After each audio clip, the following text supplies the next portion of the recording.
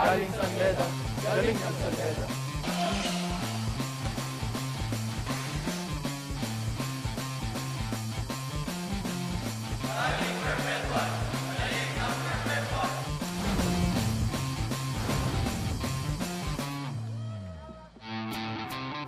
Mga magigiting naman na laro ng pinakaunang Collegiate Sports League ng Pilipinas, muling ilalabas ang kanilang galing on this Tuesday as we are back inside the Phil Oil Flying V Center dito sa lungsod ng San Juan para sa pagpapatuloy ng Season 94 ng NCAA. This is the men's basketball tournament, and as we continue week number 4, mapapanood natin ang ikatlo at huling laban today, ang Emilio Aguinaldo College Generals taking on the two-time defending champions San Beda University. Ang lahat ng ito ay napapanood ng live sa SND, and we are also seen on Liga all over the world via the Filipino channel and of course on the #1 sports website in the country, sports.abs.cbn.com. Mabuhay Pilipinas! Ako po ang inyong lingkod, Anton Rojas, and breaking the game down with me is Coach Hammer Martin Antonio. Magandang hapon, Anton. Naririnig na natin ito mga senior high school students ng EAC. Ready na rito sa ating laro. Ibang klaseng energy ang ating nararamdaman as EAC will try to notch their first win dito sa Season 94. But it won't be an easy task sapagkat ang mga kalaban nila ang defending champion San Beda University, who are also looking to pick up a win dahil birthday ngayong araw ng kanilang head coach na si Coach Boyan Fernandez. Pangatlong laro pa lang nila ngayong season, talking about the San Beda Red Lions. Gusto nilang panatiliin ang kanilang immaculate record. Makikita natin that they are currently number 2 with a 2-0 card. Ang EAC Generals naman naghahanap pa rin ng kanilang unang panalo, nakatatlong subok na yan. Banderang kapos ng huli nilang laro, pero titignan natin kung masusungkit na ba nila ang unang panalo ngayong araw na ito. Nakausap ko ang head coach ng EAC kanina, si Coach Ariel Season, in his third year bilang head coach ng EAC, and he told me nagkulang sila sa kanilang huling laban, a 2-point loss against Perpetual, because he was looking for somebody to get the ball and step up in the end game. Wala pa siya nakikitang go-to guy na pwedeng kumuha ng responsibility to hit the game-winning shot, but he sees potential in some of his players. Kasama na doon sa listahan ang rookie point guard na si Maui Cruz. Kailangan ilagay mo yung super rookie point guard na si Maui Cruz dun sa inilaro niya last game. 76-74, banderang kapos nga nasabi natin. They had an opportunity to tie that game, but of course the last shot didn't fall through. But Maui Cruz, across the board brilliance. 18 points, 3 rebounds, 3 steals. That's a lot of good numbers. At kung panonoorin mo kung paano siya maglaro, it's like he is on cruise control and then goes 0 to 16 in half a second. This is a true Emilian sapagkat he spent 5 years in EAC ICA or Immaculate Conception Academy in high school. So halos 6 na taon na siya bilang member ng Emilio Aguinaldo College community, at ang kanyang idol ay si L.A. Tenorio. He wants to be just like L.A. and L.A. actually inspired the next guy that we are going to be talking about. Of course, the King Lion, Robert Bolick, who came up with a career-high 25 points in their last game while L.A. Tenorio was at courtside covering the game. Dagdag mo pa dyan yung 5 rebounds, 5 assists, and countless opportunities for his teammates to get free shots through his shot creating. Robert Bolick, career high nga, nasabi mo kanina, was 25 points, but the big number there is 4 out of 6 on threes. Mabigat yun, Anton, for a slasher, for a shot creator, mas bubuka yung mga lanes para sa kanya. Robert Bolick is averaging 20 points per game, number 2 in the NCAA, tied with Hamado Lamino pagdating sa scoring. And it should be a great matchup between two of the top scorers from their respective teams. Of course, San Beda and EAC. It's going to be an exciting game because EAC is hungry for a win. At syempre, gustong manalo ng San Beda on the birthday of their head coach. And working her second game today at courtside is Roxanne Monte Alegre. Hi, Rox! Hello, Anton. Hello, Coach Hammer. It's really nice to be here. At mga pamilya, alam nyo that this is already the last day of the month. And it's also a Tuesday, so I hope you guys choose to stay glued with us. You also choose to tweet us using the hashtag NCAA Season 94, hashtag Galing NCAA. At syempre, kung may mga tanong kayo, mga comments about your favorite players, you can do so at pwedeng sagutin niya ng kahit anong tanong ninyo ni Anton at ni Coach Hammer. So, I'm so excited also to give you more reports later on, Anton. And we're very excited, Rox, to hear what you have to share with us. Thank you very much. We'll get back to you in a bit. But Coach Hammer, this should be a very interesting matchup. I know you're very interested in the matchup between Hamado Lamino and Donald Tangwa and Toba Eugene. Definitely, physicality and emotions would be in check dito sa laro na to. Both teams having very strong impulse. Sa aming pagbabalik, bakbakan na po ng EAC at SBU. Ito po ang Season 94 ng NCAA dito lang sa SNA.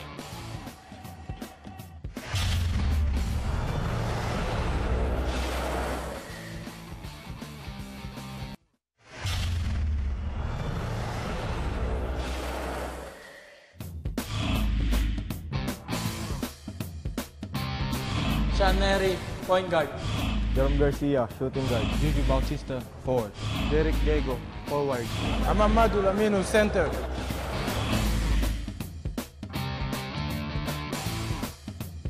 Raj Tonko, point guard. Robert Bolick, point guard. Tangwa Pierre, center. JB Mocon, power forward. Clint Duliges, small forward.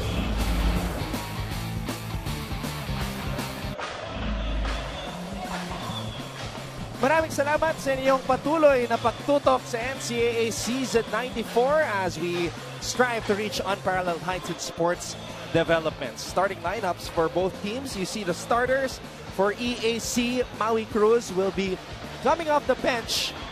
So the rookie will try to make an adjustment as we will see the starters of San Beda University. They have Raj Tonko at the point guard spot, and of course, we have to keep our eye on Robert Bolick as he is coming off a career-high performance, 25 points sa kanilang huling laro kontra sa CSB. Speaking of CSB, they beat JRU earlier today, 81-66, and then Mapua winning against Arellano, 91-83. Kaya eto na ang ating pangatlo at huling laban on this Tuesday. Both teams having a different starter for this game. Clint Dolinguez para sa San Beda. Ito naman si Sean Neri para sa EAC Generals. Coach Ariel Cizon really looking for that go-to guy para sa EAC as we see a thicker Hamado Lamino who really put in the work in the weight room during the off-season when he was recovering from his ACL injury. Well, that's the best case scenario. You blow out your knee, you get stronger, you get better once you get back. You can't get to the same level as you are before because you would get injured again. Now he looks like he's better and he's stronger. Samantala, Neri nagpapakita ng tapang as he went straight at Donald Tangwa, absorbed the contact. This is a good start for the Generals. Nung nakaraang laro nila, 4 na minuto lang ang nilaro neto ni Sean Neri. Dito, wala pang 1 minuto, nag-ambag na agad siya ng 2 points. Samantala, Raj Tonko nagpapakita ng aggressiveness. Doliguez, masyadong malakas ang kanyang short stab at babalik ang bola sa Generals. Hindi na nga siya napatalon doon, Anton. Nakapako na lang yung paa. Pinektosan na lang niya. Ito yung magandang atake ni Juju Bautista, kick out dito kay Hamado Lamino. Even though he gained weight through lifting weights and all of that, nandun pa rin yung malambot niyang bitaw. Hamado Lamino was really a force to reckon with before he went down during the first round of the tournament last year as we see the new team captain, Jeric Diego. Right now, everything is falling for EAC. Paboarding pa yung tira na yun. Napaganda pa para kay Jeric Diego. Robert Bolick, let's see how the Bedants will respond. Tangwa, pinigay dito kay Doliguez. Balik ang bola kay Mocon. Tangwa, one-on-one kontra kay Hamado Lamino. Dito mo gustong kontrolin si Hamadou Lamino dahil he is very active when it comes to disrupting the passing lanes, challenging shots. But when he gets sealed, gusto mo itaas na lang niya yung kamay niya, which is what normal smart defensive players would do. Hindi na susundot, and then dun sa opportunity na yun, nakakuha sa kanya na foul. Great play. Coming off the baseline, Robert Bolick knocking down the first field goal para sa mga bedista. Basic baseline inbound play, Robert Bolick. Bubbling siya pa yung third option dun sa sequence na yun. And he got the bank shot off that. Juju Bautista. Sean Neri steps back, shoots a 3. Neri did not have this confidence last season, Coach Hammer. Mas nabibigyan siya ng pagkakataon niya, especially pag in-start ka. Wala namang ibang pupuntahan niya. Pagka ikaw ginamit, pag maganda start mo, okay. Pagka hindi magandang start mo, okay lang din. May parang dugtong sa'yo off the bench. Pero yung lift na ibibigay mo sa team mo, as we see Robert Bolick on that baseline inbound play. Beautiful play ran by the players of Coach Boyet Fernandez. Garcia with Neri coming off a screen. Diego wanting the ball against Mocon in the post. Mocon with a steal as Diego tried to go backdoor. Mocon, naagaw naman ni Bautista ang bola. Bautista, umarangkada. Nakaharang si Doliges. Pinangga ni Bautista. And that's the thing that you want to eliminate naman. Para dito kay Juju Bautista. Noong nakaraang laro, marami siyang mga ganun eh. Yung tatalon, hindi mo alam kung ititira ba niya, ibabasa niya. Anong nangyayari? Turnover. Doliges, binigay kay Mocon. Mocon against Diego. Raj Tonko to Doliges. Doliges with a fake. Doliges with a drive. Clint Doliges, sumobra yung pectus. Pangalawang beses na yan na yung pectus ng tira niya hindi kumagat sa board. Jerome Garcia missing on that 3. And Doliges comes up with the rebound. Bolick, kinuha ang bola. Bolick, bounce pass. Gets it down low to Donald. Donald Tangqua. Hindi umaatras si Lamino. Tonko, tumira sa labas. Puntos para sa mga bedista.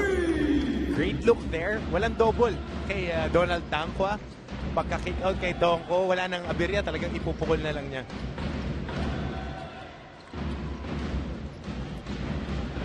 Garcia, binigay kay Diego. Diego with a crossover. And Diego not that time as he tried to get another lucky bounce. Hamadou Lamino napulot ang bola. Diego ilalabas kay Neri. 8 segundo natitira sa shot clock. That's a turnover on EAC. Yung mga ganitong opportunities you don't want to see on the EAC Generals, hindi nila makapitalize. As we see Maui Cruz, very exciting player. Hindi kanya iwawaw dun sa mga galaw niya eh. Pero yung the way how he controls the game and the tempo. And he is true Emilian. Imagine this is his 6th year with EAC community. 5 years siya nasa EAC in high school. As Coach Ariel Season calls a timeout. EAC 6, San Beda 5. Magbabalik po ang NCAA Season 94.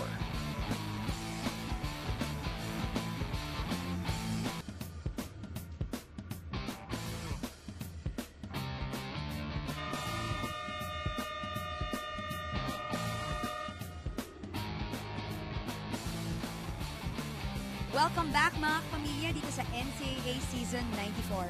Evan Nelly already made a name for himself in high school basketball. Pero sabi niya pagdating niya dito sa San Beda Red Lions, which is both an honor and a privilege for him, marami pa siyang kailangan patunayan. But the best part about being part of a back-to-back champion team, sabi niya, is ang dami niyang natututunan sa kanyang mga teammates. Kagaya ng decision-making inside the court, sabi niya tinuruan siya dito ni Robert Bolick at JV Mocon. And pinaka-best experience daw for him was before the season started, they were able to train and bond in Miami. Pero let's see what he has in store for us in case he gets to play today. Anton? Evan Nelly was the Juniors Finals MVP with the Red Cubs back in Season 91 when Coach JB Season won his 3rd championship. So he does have the potential to be the next great point guard from San Beda. He has that pedigree in him. At he has the capability din. He just needs a little bit more seasoning dahil medyo light of frame pa tong si Evan Nelly. Maybe he should get in the gym with you. And that's a welcome invite. That's a very bright idea, Mr. Rojas. Samantala, Clint Doliges is able to score off that slashing drive. SBU nakuha ang lamang. Juju Bautista using the Diego screen. Bola napunta kay Diego. Nabitawan ni Diego ang bola. Mocon with a save. Here comes Robert Bolick. Bolick umaarangkada. Robert Bolick off the glass, unable to put it down, but Takbo was there for the putback. Nakita mo doon yung atake ni Robert Bolick, putting his body between the defender and the ball. Veteranong players ang gumagawa nun para in-expect nga niya may tawag eh. It's a 5-0 run now para sa mga bedista. Jeric Diego, Maui Cruz, the rookie, to Hamadu Lamino. Nakita mo yun, Anton? Coming off the pin down screen, going up, hindi nagmamadali. Tignan mo, off the hesitation lang. Ito hindi nakita eh. Yung pagkalabas niya sa screen, half spin hesitation, and then going inside. Kumakagat yung help side defender, and then ibabagsak mo lang sa big guy. And a great job here by Hamadu Lamino stepping in to the pass. Great move by the young 19-year-old point guard Maui Cruz. A lot of people tuned in right now to SNA. Kasama na dyan ang legendary coach ng Letran Knights na si Coach Louie Alas. One of the biggest frustrations of my life, not being able to play under Coach Louie. But a very good mentor, nonetheless. And a very nice man. Oh, very, very, very. It's great to know that Coach Louie is tuned in to the NCAA. We know very well that the NCAA is very close to his heart. Samantala, Natividad shooting from the outside. And Doliges comes up with the rebound. Robert Bolick, huminto, umikot, pinasa kay Tangkwa. Tangkwa looking for a teammate. Finally gets the ball to Doliges. 10 segundo, natitira sa shot clock, naagawan ni Cruz. Dun sa tatlong shot attempt or attack neto ni Clint Doliges, una, hindi kumagat yung pectus. Pangalawa, libreng-libre minindis niya. Pangatlo, na traveling. Basang-basa rin siya ng depensa netong EAC. The way that he moves, you can't move really soft. Ayun, yung inabot pa siya ni Lamino. Hamadu Lamino is averaging 2.3 blocks per game. That's second in the NCAA. To who? To the collector himself. Yeah, you know, the collector be collecting those numbers. Definitely. Last game, siyam na supalpal nga. Yung nakuha nito ni Prince Eze. Ito na si Hamadu Lamino, nakadalawa. That's the third missed layup dito ni Clint Doliges, but he gets fouled by John Natividad. Doliges has always been a fearless slasher. Oh, definitely. Even when he was still playing in high school. A very good shooter. And lanky to eh. Nung nasa high school, can penetrate, take contact. Ngayon, nag-gain na rin ng weight. So he is more adapt to taking more contact in the paint. Now, I want to ask you, Coach Hammer, because Coach Ariel Season told me na hinahanap pa niya yung player na pwede maging go-to guy, a guy who's gonna say, give me the ball when there's 5 minutes left in the game. From EAC, sino yung nakikita mong may potential to be that man? Well, there is no question as we see Clint Doliges taking these free throws. There's no question. He has been in school for 5 years. Now he's strutting his way for the 6th year in the seniors division. No doubt, it's Maui Cruz for me. You need to give this guy an opportunity. Last game, remember, he was the guy who nailed that closing jumper sa dulo nung naka-force sila ng turnover against the Perpetual Help Altas. You'd put that much pressure on a 19-year-old. Oh no, he is built for that. The way that he plays, the maturity of this game, it's just like any other rep para dito kay Maui Cruz. Well, one thing's for sure, Coach Hammer, he has a lot of time to develop into that go-to guy. Timeout muna tayo, magbabalik po ang NCAA Season 94.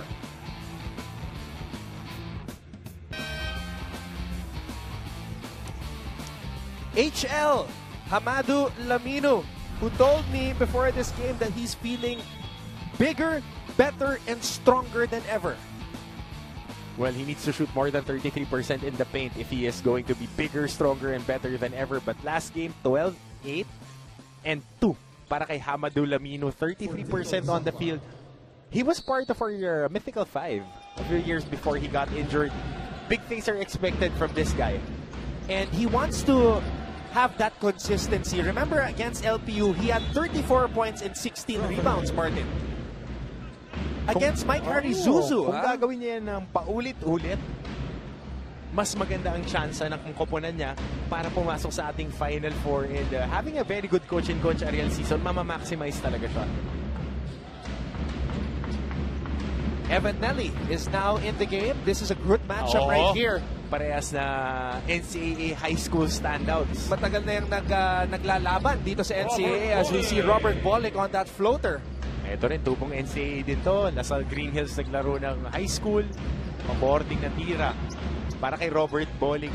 Sobrang confident na siya doon sa role niya na being top dog netong koponan. Oh, he wants it. He wants that role. Nobody wants the basketball more than Robert Bolick, especially in the end game. Donald Tanqua going up for that block. And the basket is good underneath for Bugarin. Ito si Rustan Bugarin. He is more effective crashing the boards than yung ginagawa sa kanyang post-ups. Dahil nahihirapan siyang umusog ng tao dahil medyo payat tong si Stan Bugarin. Evan Nelly. Nelly missing on that jumper. And James Quecote is now in the game. But of course, he's more known as James Canlas, the Phil Canadian. Too strong on that jumper. Nerves pa, nerves. Medyo mapasok lang. And how about this, the part of the second unit? Very long and lanky guys who can play the passing lane. Talking about Kenmar Carino, Evan Nele, at itong si James Quecote. Bugarin. Fading jumper there by Bugarin. I have not seen that from him. As we take a look at some of the tweets here mula kay Ralph Domingo, now watching the NCAA at masaya ako makita muli si Roxy Monte Alegre. Not just once but twice today. It's so nice you have to see it twice. Ika nga. Ito naman. Let's go sa Better Red Lions. King Lion Robert Bolick watching from Calibo, Aklan. Sabi ni Joneri Roldan. And from Saya Rivero, go SBU, galingan nyo, go JV Mocon. Oh, what a collision in the air between Hamadu Lamino and Donald Tanqua. Madalang mong makikitang uusog si Donald Tanqua. Lumaki yung kaha ni Hamadu Lamino He got bigger specifically to bang bodies with guys like Donald. But it's the only thing that you need to do when you're going through the college ranks.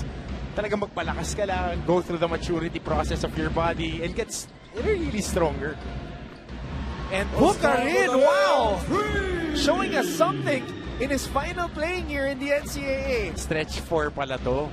Napipilitan lang siyang pumoste ng pumoste. EAC's got two graduating players, Garcia and Bugarin. Nelly on the hesitation. Binigay dito kay Tanqua. And no foul called as Tanqua was going up for that shot. He's still looking at the referee. Smart play there by Evan Nelly. Ito yung stretch na tira nito ni Stan Bugarin. Meron pala siya nun. Nagulat din ako These players, they really... They never fail to surprise you. Yeah, we don't see what they're working on in the off-season, exactly. Coach Hammer. They just show it all of a sudden pag nagsimula na yung torneo. Lalo na pag meron kang oportunidad na ganyan. Maui Cruz, quick release. As time expires here in the first quarter. Let's take a look at some of the highlights. Sean Derry, look at him absorb the contact as he challenged Donald Tanqua. Speaking of Tanqua, tinabas ang bola. Raj Tongkon draining the triple. Then of course, Maui Cruz finding HL. Hamadu Lamino looking for a W today. And of course, the King Lion, Robert Bolick, hindi magpapatalo sa kaarawan ng kanyang head coach na si Coach Boyet Fernandez. EAC 14, SBU 13. You are watching Season 94 of the NCAA.